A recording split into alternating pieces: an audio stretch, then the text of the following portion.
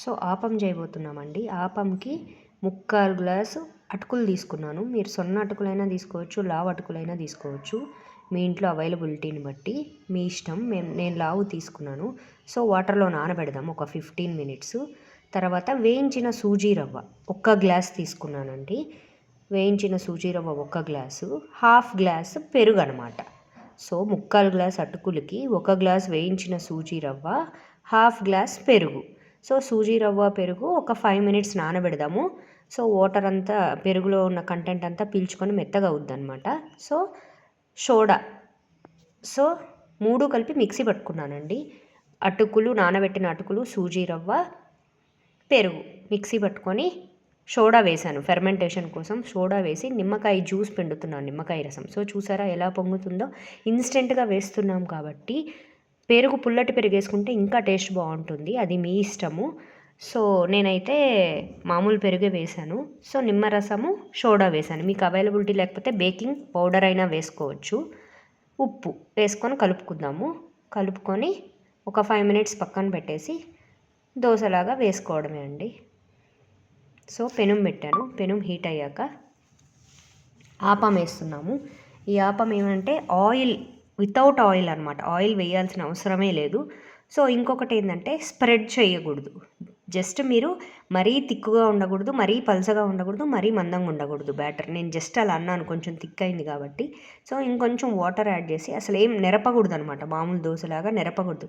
Just వేసాక అలాగే వదిలేస్తే సో బబుల్స్ ఫామ్ అవుతాయి. ఫామ్ అయ్యాక మూత పెట్టాలి. సో మూత పెట్టేసి ఒక సిమ్లో ఒక 2 మినిట్స్, మీడియం ఫ్లేమ్లో ఒక 2 మినిట్స్ బాగా మగ్గాలన్నమాట. సో మీకు మూత తీసి చూస్తే పైన పిండి అనేది కాలిందా లేదా అనేది మీకు తెలుస్తుంది. సో తెలిసే వరకు, సో అలా పిండి బాగా కాలింది అనే వరకు ఉంచి జస్ట్ తిప్పుకోవడం. మీకు కావాలంటే రివర్స్ కూడా తిప్పి కాల్చుకోవచ్చు. బట్ కొంచెం అటుకులు వేసాం కాబట్టి అతుక్కున్నట్లు అయింది అనమాట. సో నేనైతే ఒక్క సైడే కాలుస్తున్నాను. సో రెండోది వేస్తున్నాను. వేసేసి వదిలేసాను, నెరపలేదు. సో జస్ట్ వేసేస్తే ఆ వాటర్ కంటెంట్ ఎంత ఉంది, ఆ పల్సగా ఉందా, మందంగా ఉందా, దాన్ని బట్టి అది స్ప్రెడ్ అవుద్ది అనమాట. స్ప్రెడ్ అయ్యి జస్ట్ ఒక 2 నిమిషాలు ఒక్కసారి హై పెట్టారంటే మీకు హోల్స్ అనేది ఫామ్ అవుతాయి. తర్వాత తగ్గించేసేయండి. మీరు కావాలంటే ఆయిల్ వేసుకోవచ్చు, వేసుకోకూడదని నేను చెప్పాను, వేసుకోవచ్చు. ఆయిల్ వేస్తే ఇంకా టేస్టీగా ఉంటుంది. సో చూసారా ఎంత బాగా హోల్స్ ఫామ్ అయ్యాయో. సో ఫామ్ అయ్యాక సిమ్లో పెట్టేసి మూత పెట్టేద్దాం. మూత పెట్టేసి సిమ్లో ఒక 2 మినిట్స్, మీడియం ఫ్లేమ్లో ఒక 2 మినిట్స్ కాల్చుకొని, నేనైతే తిప్పట్లేదండి. సో చూసారా ఇక్కడ మధ్యలో పిండి ఉంది. సో ఆ పిండి ఉంది కాబట్టి మళ్ళీ ఇంకొక కొంతసేపు ఉంచుదాము. సో సైడ్స్ అంతా బాగా కాలింది, మీకు తెలుస్తూ ఉంది. సో మధ్యలో మాత్రమే పిండి ఉంది. సో మూత పెట్టేద్దాం. మూత పెట్టేసి మళ్ళీ జస్ట్ ఒక 2 మినిట్స్ అది కాలింది అని మీకు అర్థమవుద్ది కదా. అర్థమైనప్పుడు మీరు ప్లేట్లోకి తీసేసుకోవచ్చు అనమాట. సో అలాగే అన్ని ఆపమ్స్ రెడీ చేసుకోండి. సో ఇదేంటంటే దోశ పిండి, ఇడ్లీ పిండి లేనప్పుడు ఇన్స్టెంట్గా చేసుకోవచ్చు. చూసారా ఎంత కలర్ఫుల్గా ఉందో, చాలా కలర్ఫుల్గా ఉంది. టమోటా చట్నీ చేశాను. సో మనం ఒక సైడే కాల్చాం కదండి, చాలా స్పాంజీగా ఉంది. తుంచుతుంటేనే ఈజీగా కట్ అవుతుంది. ఇది లంచ్ బాక్సెస్లో కూడా పెట్టచ్చు, గట్టిగా ఏం అయిపోదు.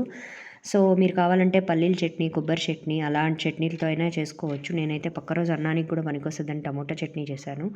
సో ఒక్కసారి ఇలా టమోటా చట్నీ ఇన్స్టెంట్ ఆపం ట్రై చేయండి. పొద్దున హడావిడిగా ఉంటుంది కాబట్టి ఇన్స్టెంట్గా పిండి కలుపుకొని చేసేయచ్చు. ఒక్కసారి ఇలా ట్రై చేయండి. లంచ్ బాక్సెస్లో కూడా పెట్టచ్చు. సో నా ఛానల్, నా రెసిపీస్ మీకు నచ్చినట్టయితే లైక్ చేయండి, మీ ఫ్రెండ్స్కి, ఫ్యామిలీ సర్కిల్కి షేర్ చేయండి, సబ్స్క్రైబ్ చేయండి. ఈ టమోటా చట్నీ అయితే ఇన్స్టెంట్గా చేసేసుకోవచ్చు, జస్ట్ 5 మినిట్స్. ఓకే అండి, bye bye. Thank you so much.